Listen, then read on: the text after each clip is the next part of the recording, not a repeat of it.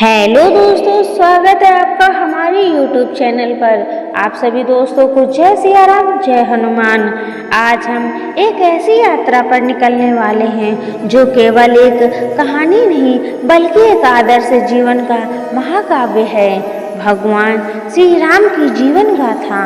हम में से बहुतों ने बालकांड की प्यारी शुरुआत सुनी है, लेकिन आज हम सीधे उस मर्यादा पुरुषोत्तम के जीवन के उन पहलुओं पर ध्यान देंगे जो हमें एक सच्चा इंसान बनाते हैं। यह वीडियो उनके जीवन से लेकर गुरु वशिष्ठ से शिक्षा, सीता स्वयंवर, वनवास, रावण वध और राज अभिषेक तक उनके संपूर्ण जीवन का संक्षिप्त और सीधा चित्रण है। आप देखेंगे कि कैसे उन्होंने एक आदर्श पुत्र, एक समर्पित भाई लक्ष्मण और भरत के प्रति, एक पति सीता के प्रति और एक प्रजावत्सल राजा के रूप में अपने हर कर्तव्य का पालन किया। उनका जीवन हमें सिखाता है कि कैसे धर्म, सत्य और करुणा के मार्ग पर चलते हुए हर चुनौती का सामना किया जाए। तो चलिए अपनी संस्कृति और आध्यात्मिकता की इस अद्भुत यात्रा में हमारे साथ जुड़िए और जानिए उस चरित्र को जिसने सदियों से करोड़ों लोगों को प्रेरित किया है।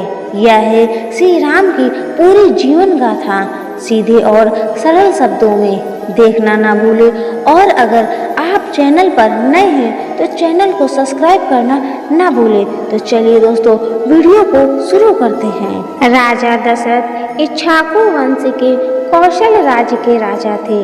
उनकी 3 पत्नियां थीं, कौशल्या, कैकेयी और सुमित्रा। अधेड़ उम्र में भी निसंतान होने के कारण दशरथ को लज्जा होती थी। इसीलिए उन्होंने अपने मंत्रियों की सलाह पर ऋषि श्रृंगी द्वारा पुत्र कामेष्टि यज्ञ किया। यज्ञ की अग्नि से स्वयं अग्नि ने दशरथ को 4 पुत्रों का आशीर्वाद दिया। इस प्रकार दशरथ की तीनों पत्नियों से 4 पुत्र हुए। कौशल्या से राम, कैकेयी से भरत और सुमित्रा से जुड़वा लक्ष्मण और शत्रुघ्न।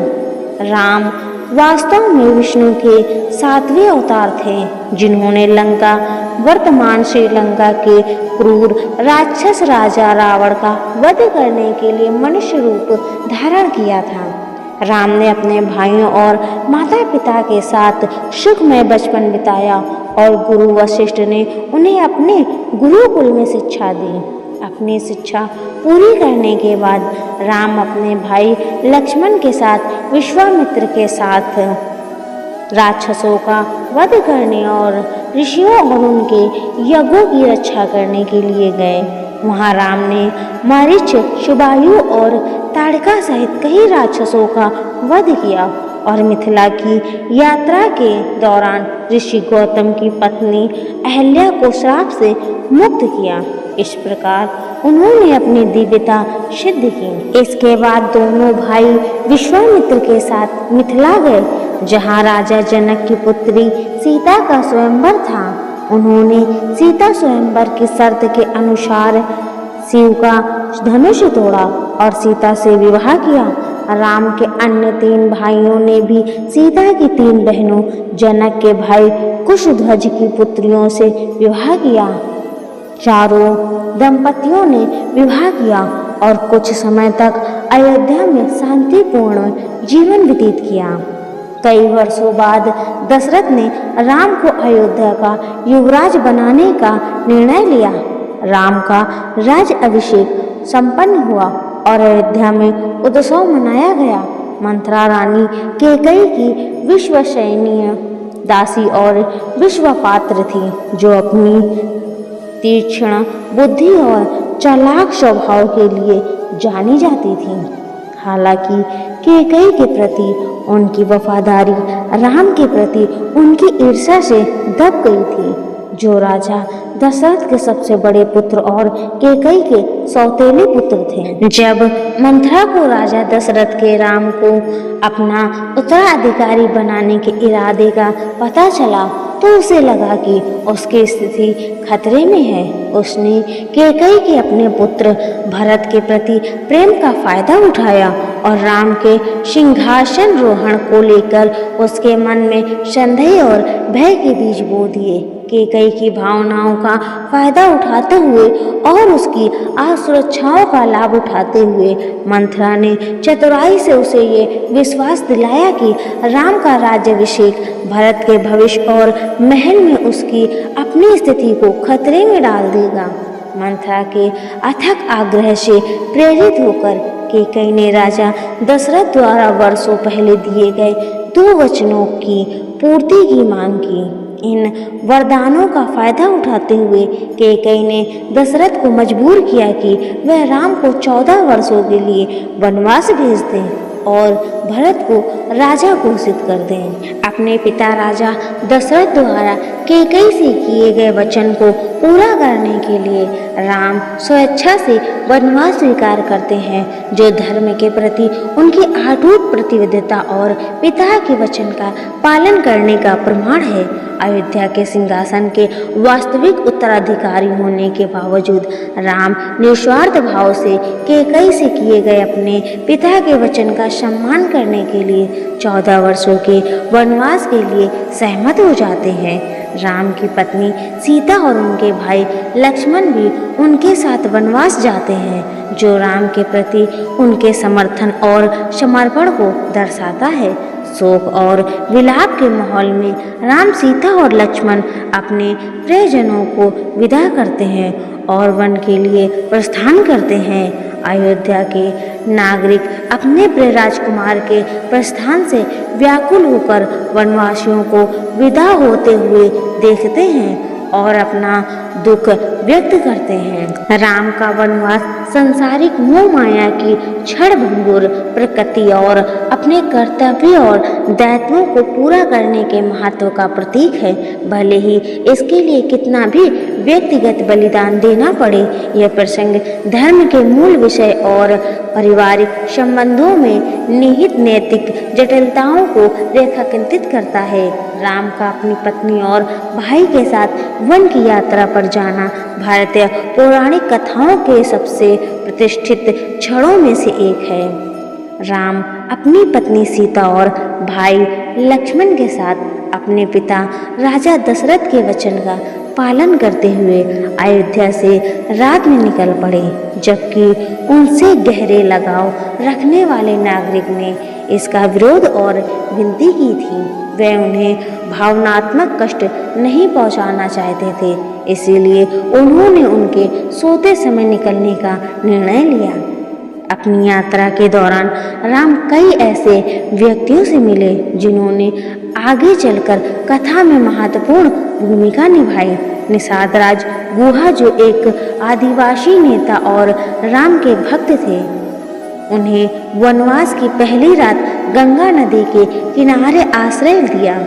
केवट, जो नाविक थे, उन्हें नदी पार कराने में मदद की और उनके पैर धोकर अपनी भक्ति प्रकट की।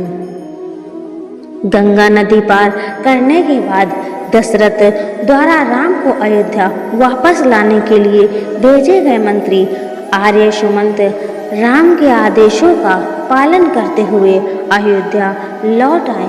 अपने पिता के वचनों का पालन करते हुए राम के वनवास में रहने के निर्णय से असंतुष्ट होने के बावजूद सुमंत को राम, सीता और लक्ष्मण के बिना अयोध्या लौटना पड़ा। राम के वनवास के आदेश के बाद जब राम, सीता और लक्ष्मण अयोध्या से प्रस्थान करते हैं तो उनकी यात्रा उन्हें मंदाकिनी नदी के किनारे स्थित चित्रकूट क्षेत्र में ले जाती है, जहां उनके वनवास के दौरान उनके अस्थायी निवास का आरंभ होता है।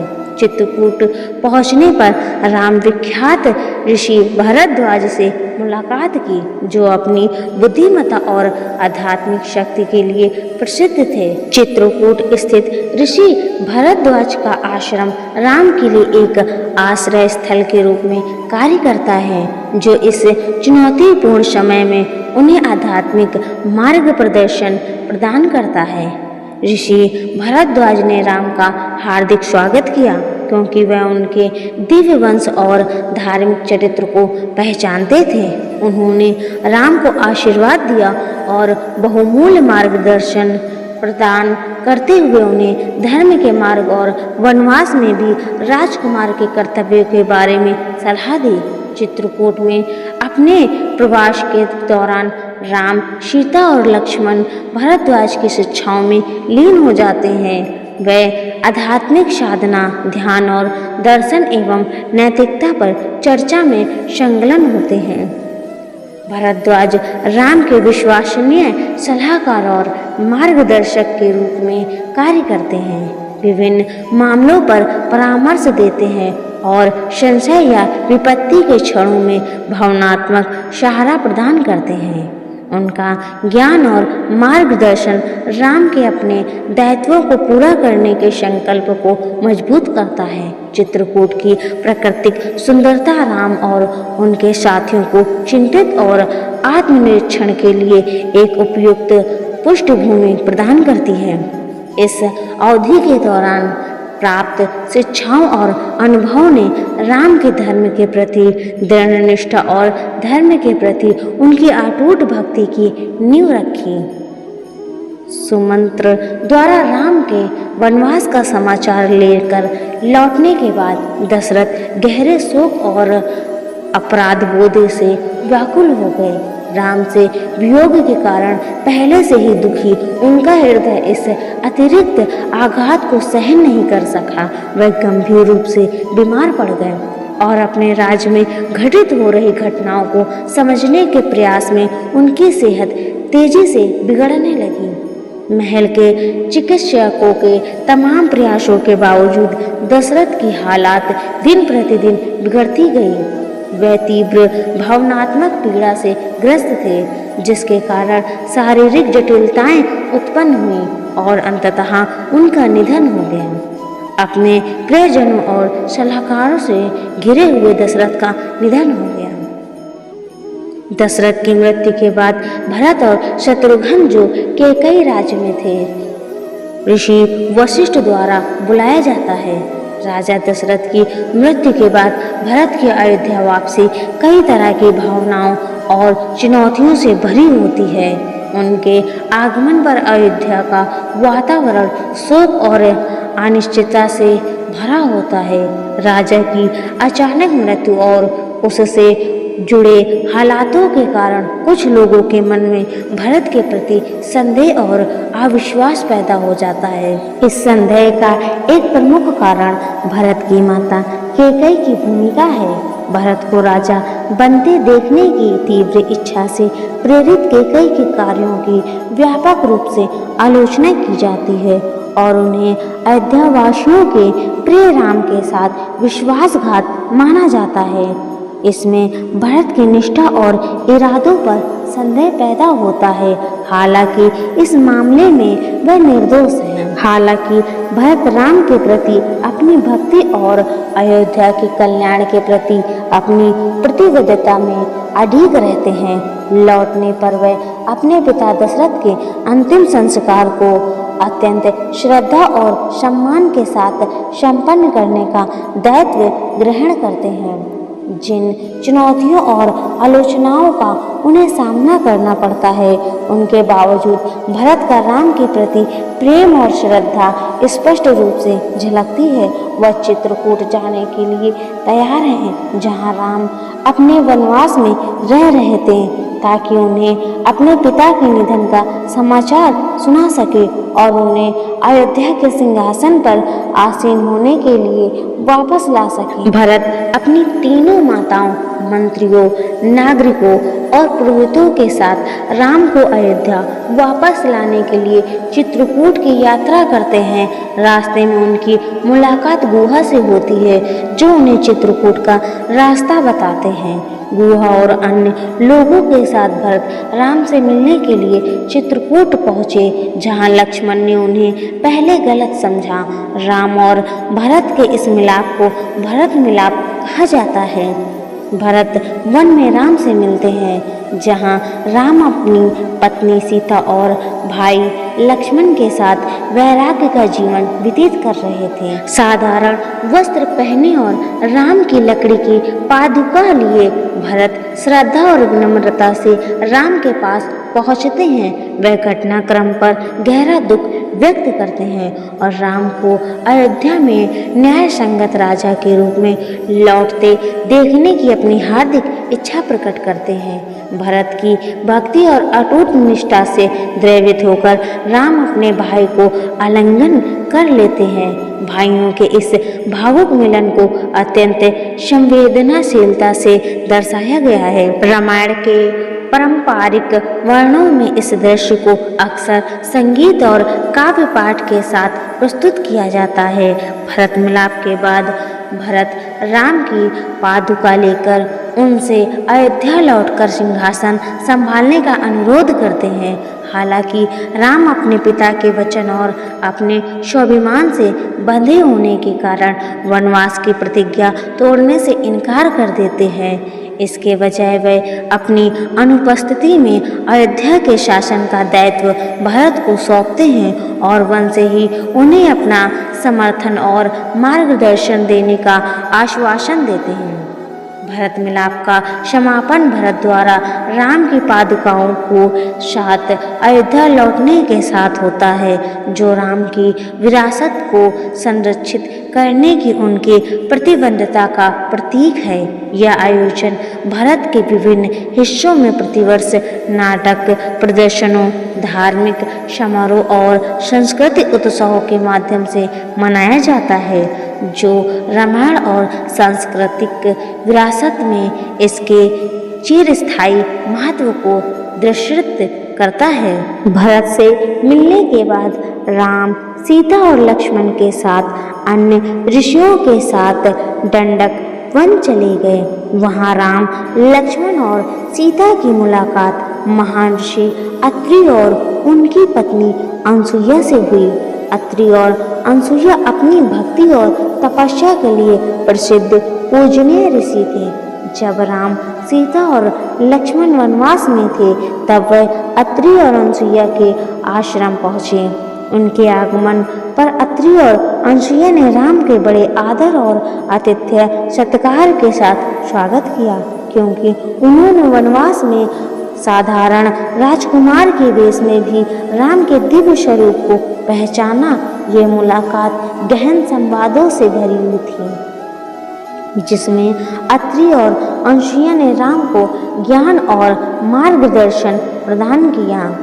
अपने प्रवास के दौरान अत्रि और अनसुईया राम को वीरता और सद्गुण की कहानियाँ सुनाते हैं, जिससे उन्हें अपने मार्ग पर आगे बढ़ने की और प्रेरणा मिलती है।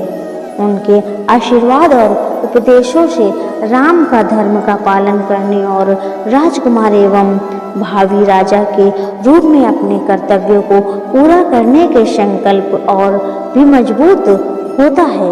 अत्रि और अनसुईया से यह मुलाकात न केवल राम की आध्यात्मिक यात्रा को समृद्ध करती है, बल्कि बड़ों के प्रति आदर, ऋषियों के प्रति भक्ति और धार्मिक आचरण की शक्ति जैसे शाश्वत मूल्यों को भी उजागर करती है। दंडक वन में राम, लक्ष्मण और सीता के साथ ऋषि सारभंग से मिले, जो गहन ध्यान में लीन थे।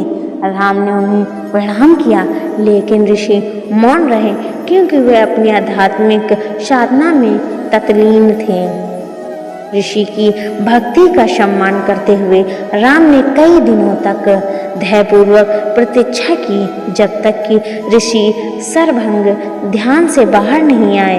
अंत में जब ऋषि ने अपनी आंखें खोली, तो राम ने विनयपूर्वक उनका आशीर्वाद मांगा और ऋषि राम के धैर्य और विनम्रता से प्रभावित होकर उन्हें आशीर्वाद दिया। यह घटना तपस्या के प्रति राम के सम्मान का उदाहरण है। अपनी यात्रा के दौरान राम घने जंगल में स्थित सुतीक्ष के आश्रम में पहुंच जाते हैं। अपनी कठोर तपस्या और गहन ज्ञान के लिए प्रसिद्ध सुतीक्ष दिव्य अतिथियों का आदर और विनम्रता से स्वागत करते हैं। राम और उनके साथी आश्रम में ठहरते ही ऋषि और राजकुमार के बीच संवाद शुरू हो जाता है। यह संवाद धर्म, कर्म और जन्म मृत्यु के चक्र से मुक्ति की सशक्त खोज की जटिलताओं पर केंद्रित होता है। सुतीक्ष अपने ऋषिमय स्वभाव और आध्यात्मिक अंतर्दृष्टि से राम को गहन शिक्षाएं प्रदान करते हैं, जिससे धर्म और आत्म साक्षात्कार का मार्ग प्रकाशित होता है। रूपक, दृष्टांत और ज्ञान के माध्यम से वह अस्तित्व के सार को स्पष्ट करते हैं और राम को जीवन की कठिन यात्रा में मार्गदर्शन करते हैं। उनके संवाद का केंद्र बिंदु धर्म की अवधारणा है, जो नैतिक और आचरण को निमंत्रित करने वाला कर्तव्य है। ऋषि सुतीक्ष धर्म की जटिलताओं को स्पष्ट करते हुए ब्रह्मांडीय व्यवस्था को बनाए रखने और ब्रह्मांड में सामंजस्य स्थापित करने में इसकी भूमिका पर बल देते हैं। राम विनम्रता और श्रद्धा के साथ इन शिक्षाओं को ग्रहण करते हैं। आध्यात्मिक विश्वास के मार्ग में धार्मिक आचरण के गहन महत्व को समझते हैं। प्रवचन वास्तविकता के स्वरूप में गहराई से उतरता है। भौतिक संसार की मायावी प्रकृति और उससे परे विद्यमान शाश्वत सत्य का विश्लेषण करता है। ऋषि सुतीक्ष वैराग्य और त्याग के सिद्धांतों का प्रतिपादक करते हुए राम को इंद्रियों के क्षणिक सुखों से ऊपर उठकर आत्मा के शाश्वत आनंद की शरण लेने के लिए प्रेरित करते हैं। जैसे जैसे संवाद आगे बढ़ता है, आश्रम युगों के शाश्वत ज्ञान से गूंज उठता है, जो नश्वर अस्तित्व से परे शाश्वत सत्यों का प्रतिध्वनित करता है। दिव्य कृपा और सद्गुण के साक्षात स्वरूप राम ध्यानपूर्वक सुनते हैं। उनका हृदय ऋषि की गहन शिक्षाओं से प्रतिध्वनित होता है। सांसारिक समझ से परे राम और ऋषि सुतीक्ष का मिलन ज्ञान और आत्मज्ञान के शाश्वत नित्य का प्रतीक है, जिसमें दिव्य और नश्वर एवं अनंत आलिंगन में विलीन हो जाते हैं। उनके संवाद के माध्यम से स्वर्ग और पृथ्वी की सीमाएं विलीन हो जाती हैं और साधक आत्मज्ञान की परम अनुभूति की ओर अग्रसर होता है। राम और ऋषि सुतीक्ष का मिलन नश्वर और दिव्य ज्ञान के संगम का प्रतीक है, जो आध्यात्मिकता, मार्गदर्शन और आत्मज्ञान की खोज के विषयों को एक साथ पिरोता है। उनके संवाद के माध्यम से अस्तित्व के शाश्वत सत्य प्रकट होते हैं, जो साधकों को आत्मज्ञान की परम अनुभूति की ओर मार्गदर्शन करते हैं। अगस्त्य मुनि एक पूजनीय ऋषि और सप्त ऋषियों 7 ऋषियों में से एक अपनी बुद्धिमत्ता और आध्यात्मिक शक्ति के लिए प्रसिद्ध हैं। जब राम और उनके साथी दंडक वन क्षेत्र के पंचवटी वन में पहुँचे तो अगस्त्य मुनि ने अत्यंत श्रद्धापूर्वक उनका स्वागत किया। राम के दिव्य स्वरूप और विष्णु के अवतार होने के कारण अगस्त्य मुनि ने उन्हें आशीर्वाद और मार्गदर्शन प्रदान किया। उन्होंने राम को गहन आध्यात्मिक शिक्षाएं दी और उन्हें उचित आचरण, कर्तव्य और आध्यात्मिक मुक्ति के मार्ग के बारे में सलाह दी। अपनी मुलाकात के दौरान अगस्त्य मुनि ने राम को दिव्य शस्त्र भी भेंट किए, जिसमें सारंग नामक शक्तिशाली धनुष भी शामिल था, जिसका उपयोग राम ने बाद में राक्षस राजा रावण के विरुद्ध युद्ध में किया। राम और अगस्त्य मुनि के मिलन को अक्सर एक पीढ़ी से दूसरी पीढ़ी तक ज्ञान के हस्तांतरण के प्रतीक के रूप में देखा जाता है। अगस्त्य मुनि आध्यात्मिक गुरुओं की प्राचीन परंपरा का प्रतिनिधित्व करते हैं, जबकि राम धर्म का पालन करने वाले और अपनी प्रजा की रक्षा करने वाले आदर्श राजा का प्रतीक है। राम के भक्त इस मिलन को दिव्य और ऋषि परंपरा के गहरे बंधन के प्रमाण के रूप में पूजते हैं। साथ ही इसे धर्म और आध्यात्मिक विकास के मार्ग पर प्रबुद्ध व्यक्तियों से मार्गदर्शन प्राप्त करने के महत्व का प्रमाण भी मानते हैं। इसके बाद अगस्त्य के आदेश पर भगवान राम पंचवटी चले गए। आर्यकांड महाकाव्य में जटायु की राम, लक्ष्मण और सीता से पहली मुलाकात का वर्णन मिलता है। जटायु एक श्रेष्ठ गिद्ध है और राम के पिता राजा दशरथ का पुराना मित्र है। वन में जटायु और लक्ष्मण का भी मित्र बन गया। राम और उनके साथियों ने लगभग 13 वर्ष वनवास में बिताए और अंतिम वर्ष वहीं बिताया। राम और अयोध्या के नागरिक दोनों उनके लौटने की प्रतीक्षा कर रहे थे। एक दिन राक्षस राजा रावण की बहन शूर्पणखा वनवास के दौरान राम और लक्ष्मण से मिली। वह राम के रूप से मोहित हो गई और उन्हें रिझाने का प्रयत्न किया। हालांकि अपनी पत्नी सीता के प्रति समर्पित राम ने उसके प्रस्ताव को ठुकरा दिया। क्रोधित और अपमानित होकर शूर्पणखा ने लक्ष्मण की ओर ध्यान दिया, लेकिन लक्ष्मण ने भी उसे अस्वीकार कर दिया, जिससे क्रोधित होकर उसने ईर्ष्यावश सीता पर हमला कर दिया। प्रतिशोध में लक्ष्मण ने तुरंत हस्तक्षेप किया और शूर्पणखा के नाक और कान काटकर उसे क्षत विक्षत कर दिया। भयभीत और पीड़ा से व्याकुल शूर्पणखा अपने भाई खरा और दूषण के पास भाग जाती है। वह खरा और दूषण को अपनी आप बीती सुनाती है।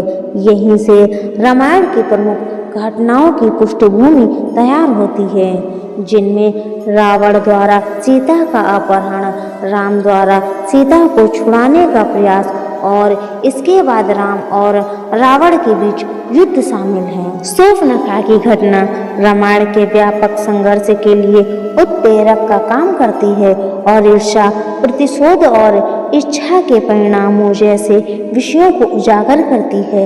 यह महाकाव्य कथा में पात्रों और उनकी प्रेरणाओं की जटिलता को भी रेखांकित करता है।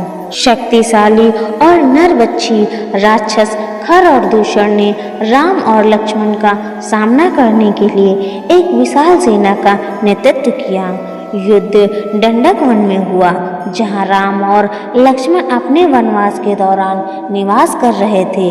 खर और दूषण ने अपनी राक्षसी सेना के साथ राम और लक्ष्मण पर भयंकर आक्रमण किया, जिसका उद्देश्य उन्हें पराजित करना और सीता को बंदी बनाना था। अपनी दिव्य शक्ति और धनुर्विद्या में निपुणता के कारण राम खर और दूषण के साथ भयंकर युद्ध किया। अपनी असाधारण धनुर्विद्या और रणनीति कुशलता का उपयोग करते हुए राम ने शीघ्र ही राक्षस सेना को पराजित कर दिया और उनकी सेना में अफरा तफरी मचा दी।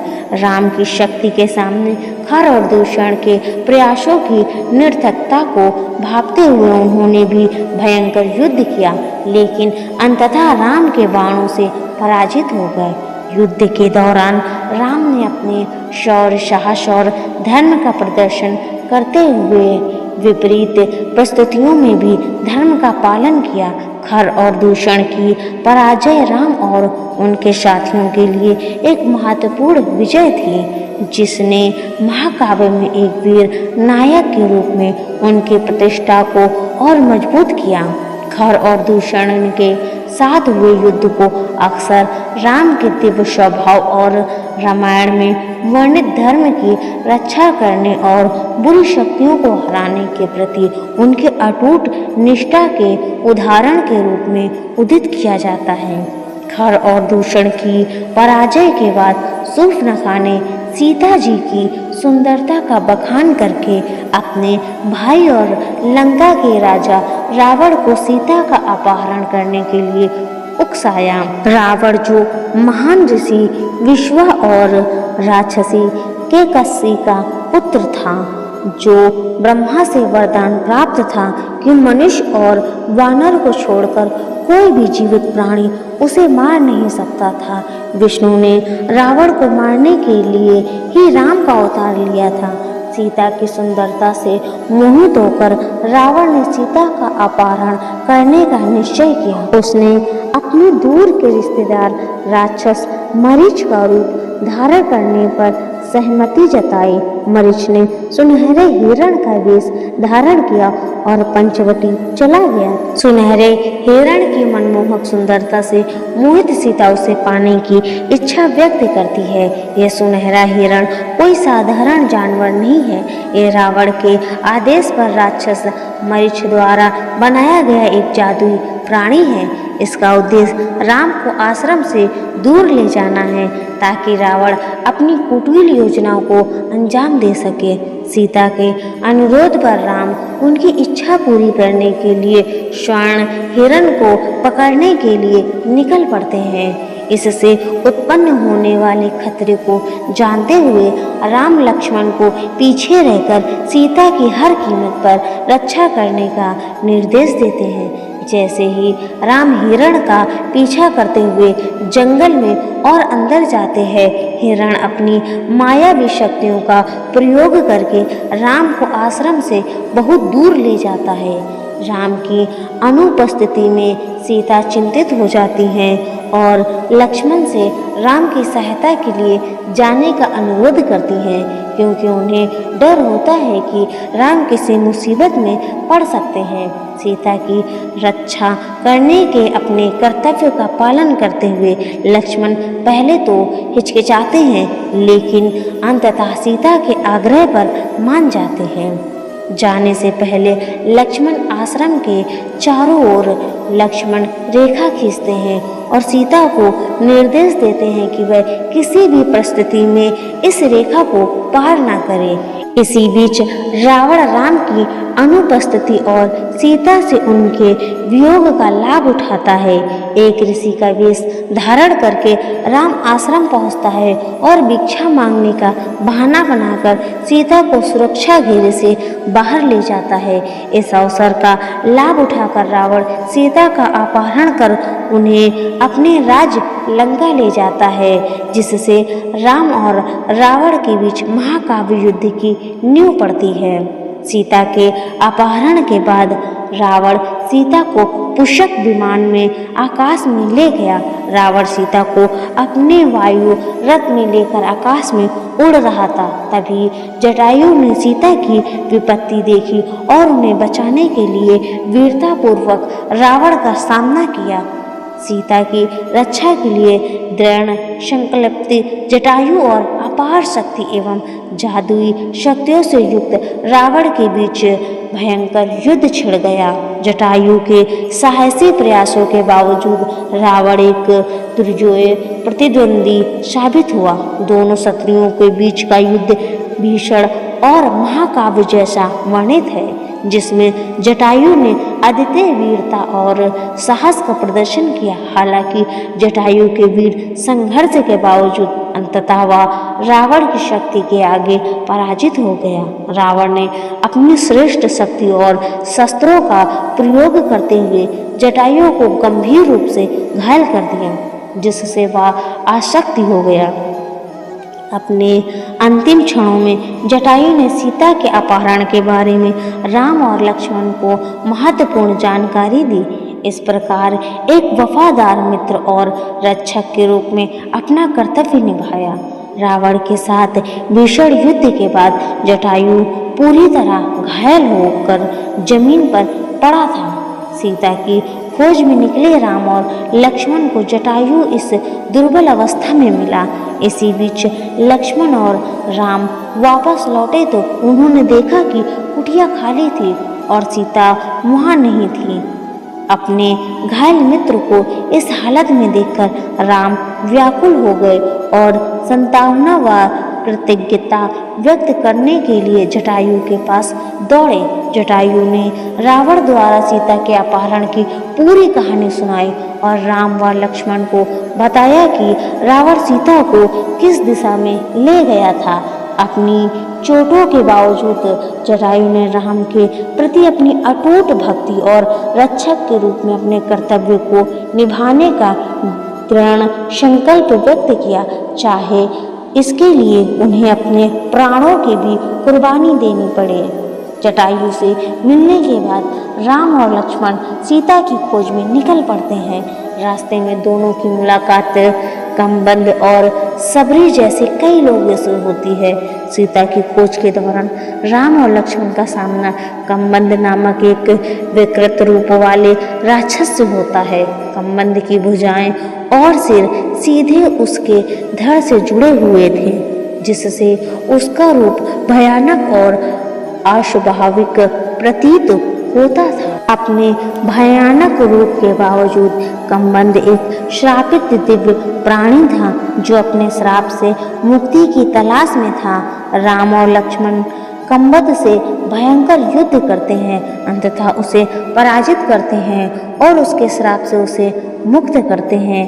कृतज्ञता व्यक्त करते हुए कमबंद राम को वानरों के निर्वासित राजा सुग्रीव से गठबंधन करने की सलाह देता है, जो सीता की खोज में सहायता कर सकते हैं। कमबंद का मार्गदर्शन राम की खोज की दिशा तय करने में महत्वपूर्ण भूमिका निभाता है और सुग्रीव और हनुमान के साथ गठबंधन का मार्ग प्रशस्त करता है। कमबंद राम को पंपा झील क्षेत्र में सबरी से मिलने का सुझाव देता है। सबरी एक वृद्ध तपस्वी और राम के भक्त दोनों भाइयों को उनकी यात्रा में मार्गदर्शन देने में महत्वपूर्ण भूमिका निभाती है। वह पंपा झील क्षेत्र में स्थित ऋषि मतंग के आश्रम में निवास करती है। जब राम और लक्ष्मण उनके आश्रम पहुंचते हैं तो सबरी उनका अत्यंत श्रद्धा और भक्ति के साथ स्वागत करती है। वह उनका आतिथ्य सत्कार करती है और धर्म और भक्ति के विषय में अपना ज्ञान साझा करती है। राम के प्रति सबरी की भक्ति अत्यंत गहरी है, क्योंकि वह वर्षों से उनके आगमन की प्रतीक्षा कर रही थी। वह राम और लक्ष्मण को अपने जीवन की कहानी सुनाती है और वृद्धावस्था और साधारण परिस्थितियों के बावजूद अपनी अटूट आस्था और भक्ति को व्यक्त करती है। सबरी की भक्ति और निष्ठा से प्रभावित होकर राम अत्यंत विनम्रता और कृतज्ञता के साथ उनके द्वारा भेंट किए गए जंगली बेरों को स्वीकार करते हैं। सबरी ने राम और लक्ष्मण को आगे का मार्ग दिखाया और ऋषिमूंग पर्वत का मार्ग भी बताया।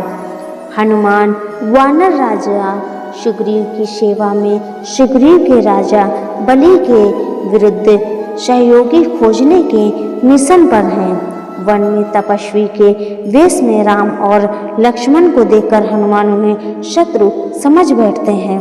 हालांकि एक संक्षिप्त मुठभेड़ के बाद हनुमान को उनकी वास्तविक पहचान का पता चलता है और वे राम के उद्देश्य के प्रति समर्पित हो जाते हैं। हनुमान अपनी वफादारी और अमूल्य कौशल का प्रमाण देते हैं, जिससे राम और हनुमान का बंधन और मजबूत हो जाता है। वानरों के राजा सुग्रीव अपने अत्याचारी भाई बाली से अपना राज्य वापस पाने के लिए राम से सहायता मांगते हैं। बाली ने अन्यायपूर्वक सुग्रीव का सिंहासन छीन लिया था और उन्हें निर्वासित कर दिया था। दोनों की मुलाकात ऋषिमुख पर्वत पर होती है, जहां सुग्रीव और उनके वफादार सलाहकार हनुमान छिपे हुए हैं। राम के शौर्य और धर्मपरायणता से अवगत सुग्रीव उनके गठबंधन करते हैं। बाली को पराजित करने और उन्हें उनके वास्तविक राज्य में पुनः स्थापित करने में राम की सहायता के बदले वे सुग्रीव सीता की खोज में अपना समर्थन देने का वचन देते हैं। वे एक समय किष्किंधा राज्य से शासन करने वाले वानरों के समृद्ध राजा थे। हालांकि अपने बल और शौर्य के लिए प्रसिद्ध उनके भाई बाली को सुग्रीव के इरादों पर संदेह होने लगा। विशेषकर बाली की पत्नी तारा के संबंध में कई गलतफहमियों और सत्ता संघर्षों के बाद बाली ने सुग्रीव को निर्वासित कर राज्य का कब्जा कर लिया। अन्यायपूर्व ढंग से आरोपित और निर्वासित सुग्रीव ने ऋषिमुख पर्वत पर शरण ली, जहां उनकी मुलाकात हनुमान से हुई और उनके साथ एक निष्ठावान मित्रता स्थापित हुई।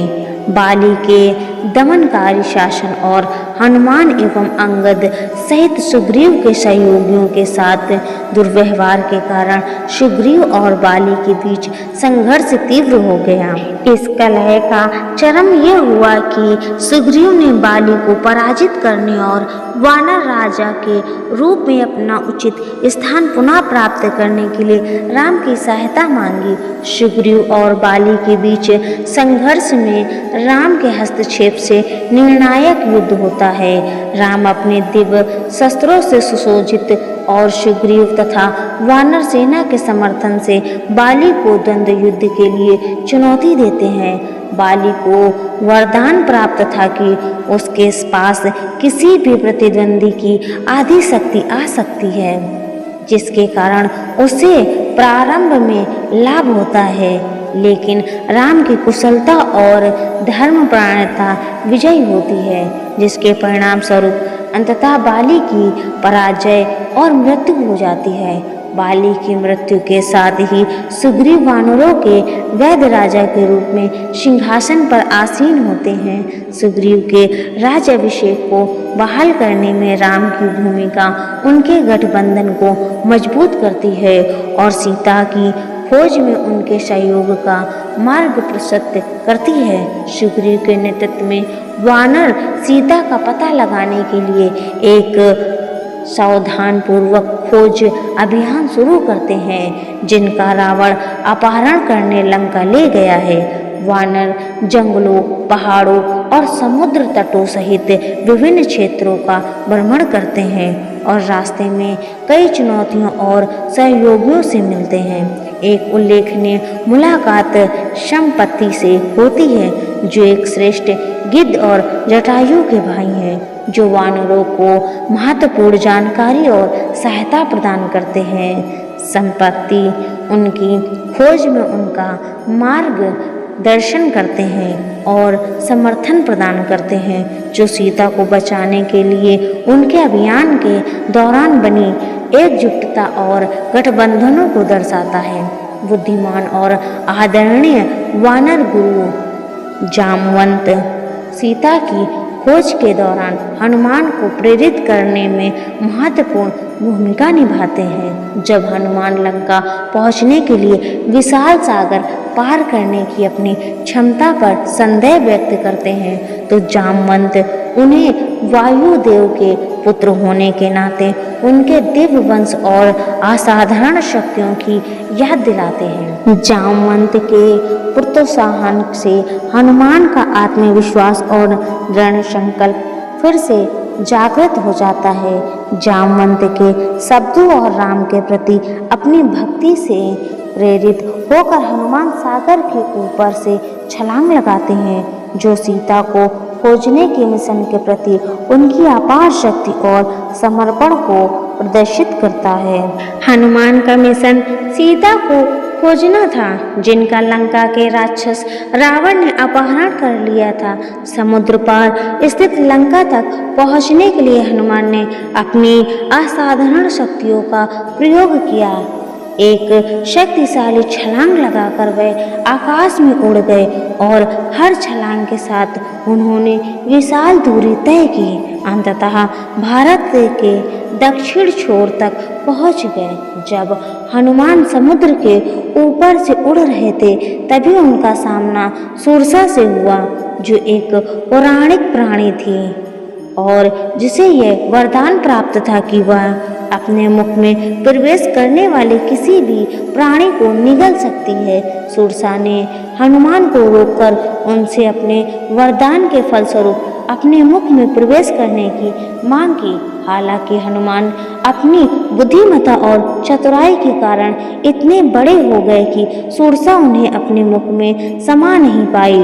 उनकी बुद्धिमत्ता से प्रभावित होकर सुरसा ने हनुमान को आशीर्वाद दिया और उन्हें अपनी यात्रा जारी रखने की अनुमति दी। लंका पहुंचने पर हनुमान का सामना लंका की संरक्षक देवी लंकनी से हुआ। लंकनी ने पहले हनुमान को नगर में प्रवेश करने से रोकने का प्रयास किया, क्योंकि लंका को घुसपैठियों से बचाना उनका कर्तव्य था। हालांकि युद्ध के बाद हनुमान ने लंकनी को मार डाला, ये समझाते हुए कि हनुमान कोई साधारण व्यक्ति नहीं है और उनका आगमन एक महत्वपूर्ण घटना का संकेत है। लंकनी ने उन्हें आगे बढ़ने की अनुमति दी। हनुमान का पहला महत्वपूर्ण सामना रावण के छोटे भाई विभीषण से हुआ, जो दयालु हृदय के थे और अपने भाई के बुरे कर्मों का विरोध करते थे। विभीषण हनुमान के मिशन से अवगत थे और राम के प्रति उनकी भक्ति से प्रभावित होकर उनकी सहायता करने का निर्णय लिया। उन्होंने सीता के ठिकाने के बारे में बहुमूल्य जानकारी दी और हनुमान को सीता से मिलने का मार्ग बताया। हनुमान अंततः सीता को लंका के अशोक वाटिका में पाए, जहां रावण ने उन्हें बंदी बना रखा था। हनुमान राम के दूत के रूप में सीता के पास पहुंचे और उन्हें उद्धार की आशा और आश्वासन दिया। उन्होंने राम के प्रेम और सीता को बचाने के दृढ़ संकल्प से उन्हें अवगत कराया और निराशा के इस समय में उनका हौसला बढ़ाया। सीता से मिलने और रावण की सेना की शक्ति का आंकलन करने के बाद हनुमान ने लंका को सबक सिखाने का निश्चय किया। एक साहसिक कार्य करते हुए उन्होंने अपनी पूंछ से लंका में आग लगा दी, जिससे अफरा तफरी और विनाश मच गया। लंका दहन के नाम से जानी जाने वाली इस घटना ने हनुमान की शक्ति और अपने मिशन को पूरा करने के दृढ़ संकल्प को प्रदर्शित किया। अपना कार्य पूरा करने के बाद हनुमान सीता के ठिकाने और लंका की स्थिति की खबर लेकर राम के पास लौट आए।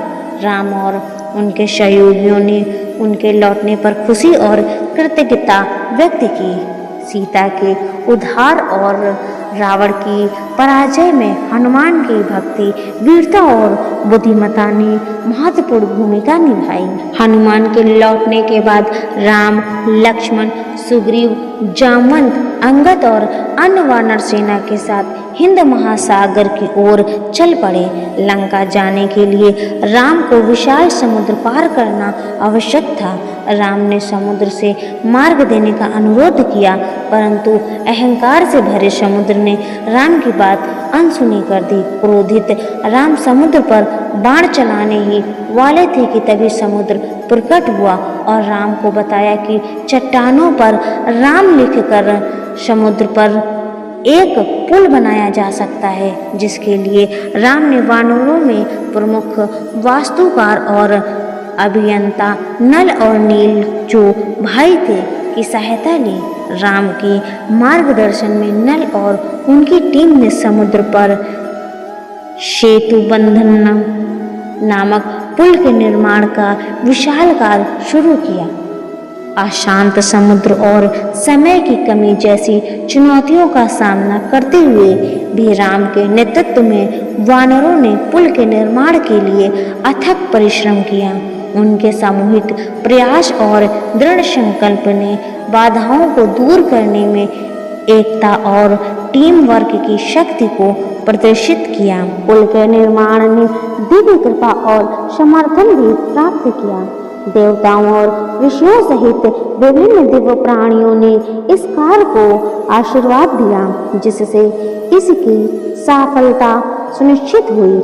इस दैवीय हस्तक्षेप ने युद्ध की तैयारी में एक आध्यात्मिक आयाम जोड़ा, जिससे राम के धर्मपरायण उद्देश्य को बल मिला। आज ये पुल राम सेतु के नाम से जाना जाता है। पुल के निर्माण के अलावा राम ने इस समय का उपयोग रावण के साथ होने वाले युद्ध के लिए अपनी सेना को तैयार करने में किया। उन्होंने रणनीतिक बैठक की, युद्ध योजनाओं की समीक्षा की और अपने सैनिकों का मनोबल बढ़ाया। पुल का निर्माण राम की तैयारियों में एक महत्वपूर्ण मील का पत्थर था, जो सीता को बचाने और बुराई को पराजित करने के उनके अभियान के चरमोत्कर्ष के आगमन का संकेत था। युद्ध से पहले विभीषण रावण के बुरे इरादों का विरोध करते हैं। रावण द्वारा उन्हें अपमानित करके लंका से निकाल दिया जाता है, जिसके बाद वह राम की शरण में जाते हैं। युद्ध से पहले राम, लक्ष्मण और हनुमान, सुग्रीव और अंगद के नेतृत्व वाली वानर सेना रणनीति तैयार करती है। रावण का भाई विभीषण, जो राम के पक्ष में आ गया है, रावण की शक्तियों और कमजोरियों के बारे में महत्वपूर्ण जानकारी देता है। रावण के दरबार में वाली के पुत्र और कुशल कूटनीतिज्ञ अंगद रावण का साहसपूर्वक सामना करते हैं। वह राम का संदेश देते हैं, जिसमें रावण से सीता को शांतिपूर्वक लौटाने का आग्रह किया जाता है, ताकि विनाश से बचा जा सके। अंगद की वक्तृता और साहस से दरबार में कई लोग प्रभावित होते हैं। अंगद की विनती के बावजूद रावण झुकने से इनकार कर देता है। युद्ध शुरू होता है, जिसमें दोनों पक्ष वीरता का प्रदर्शन करते हैं और विभिन्न रणनीतियों और हथियारों का प्रयोग करते हैं। रावण के सेनापति जैसे इंद्रजीत, जिसे मेघनाद भी कहते हैं, और कुंभकर्ण महत्वपूर्ण भूमिका निभाते हैं, जो उनकी युद्ध कौशल का प्रदर्शन करते हैं। लक्ष्मण का बेहोश होना। इंद्रजीत के शक्तिशाली हथियारों से लक्ष्मण बुरी तरह घायल हो जाते हैं, जिसके उपचार के लिए हनुमान को संजीवनी बूटी लाने के लिए हस्तक्षेप करना पड़ता है। कुंभकर्ण का पतन।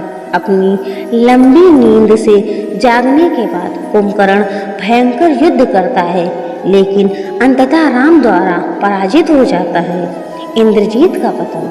अंततः राम और लक्ष्मण एक भयंकर युद्ध में इंद्रजीत का सामना करते हैं। विभीषण के मार्गदर्शन में वे उसके जादुई भ्रमों पर विजय प्राप्त करते हैं और उसका वध कर देते हैं। रावण का पतन।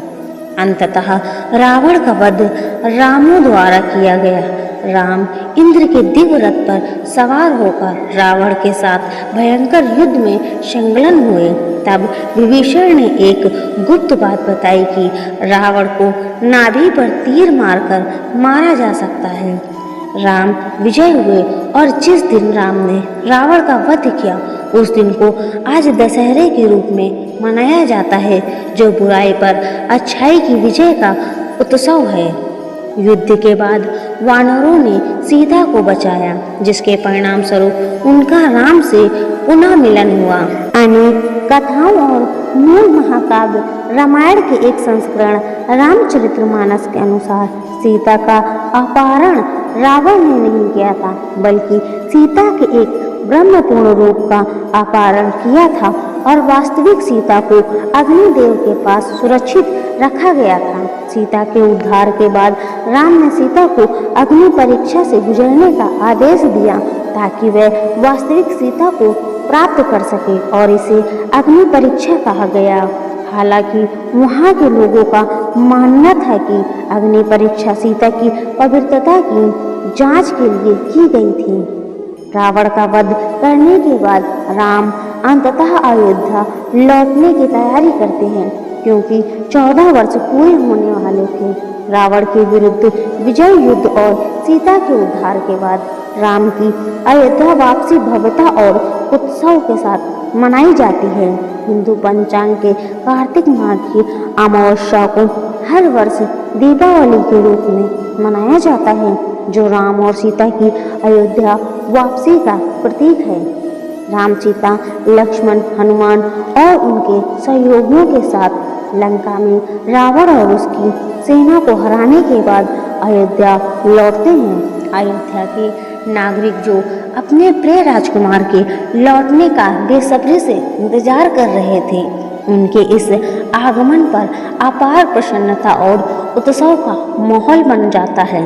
अयोध्या पहुंचते ही राम के राज्याभिषेक की तैयारियां शुरू हो जाती हैं।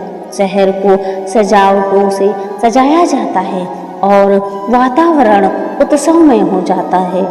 राम का राज्याभिषेक समारोह बड़े धूमधाम से संपन्न होता है, जिसमें गणमान्य व्यक्ति, ऋषि और नागरिक सभी उपस्थित होते हैं। अयोध्या के राजा के रूप में राम का शासन न्याय, निष्पक्षता और धर्मपरायणता पर आधारित होता है। वे अपने सभी निर्णयों और कार्यों में धर्म का अनुसरण करते हैं, जिसके कारण उन्हें मर्यादा पुरुषोत्तम की अवधि प्राप्त होती है। राम एक सुदृढ़ न्यायिक प्रणाली की स्थापना करते हैं, जो सभी के लिए न्याय सुनिश्चित करती है। वे बुद्धिमान और निष्पक्ष न्यायाधीशों की नियुक्ति करते हैं, जो सामाजिक स्थिति या धन की परवाह किए बिना योग्यता और साक्ष्य के आधार पर न्याय करते हैं। राम अपनी प्रजा के कल्याण के लिए पूरी तरह समर्पित है। वह यह सुनिश्चित करता है कि नागरिकों की बुनियादी जरूरतें पूरी हों और वह समाज के वंचित और हाशिए पर पड़े वर्गों के उत्थान के लिए विभिन्न कल्याणकारी योजनाओं की शुरुआत करता है। राजा होने के बावजूद राम अपनी प्रजा के लिए सुलभ रहते हैं। नागरिक अपनी शिकायतें लेकर उनके पास आ सकते हैं और वह सहानुभूतिपूर्वक उनकी बातें सुनते हैं और उनकी चिंताओं का तुरंत और निष्पक्ष रूप से समाधान करते हैं। राम का शासन नैतिक आचरण और पारदर्शिता से चिन्हित है। वे स्वयं उदाहरण प्रस्तुत करते हैं, अपने सभी कार्यों में नैतिक मूल्यों और सत्यनिष्ठा को बनाए रखते हैं और अपने प्रयास के लिए एक उच्च मानक स्थापित करते हैं। तो दोस्तों, इस तरह भगवान श्री राम का जन्म हुआ। उन्होंने राक्षसों का संहार किया, वनवास पूरा कर अयोध्या लौटे और पूरे विधि विधान से उनका राज्याभिषेक हुआ। ये पूरी कथा हमें धर्म, सत्य और मर्यादा का पाठ सिखाती है। उम्मीद है आपको ये वीडियो अच्छी लगी होगी। अगर हाँ, तो इस वीडियो को लाइक करें, अपने परिवार और दोस्तों के साथ शेयर करें और ऐसे ही धार्मिक वीडियो के लिए हमारे चैनल को सब्सक्राइब कर लें। दोस्तों, मिलते हैं ऐसे ही अगले वीडियो पर। तब तक के लिए आप सभी दोस्तों को जय सिया राम, जय हनुमान।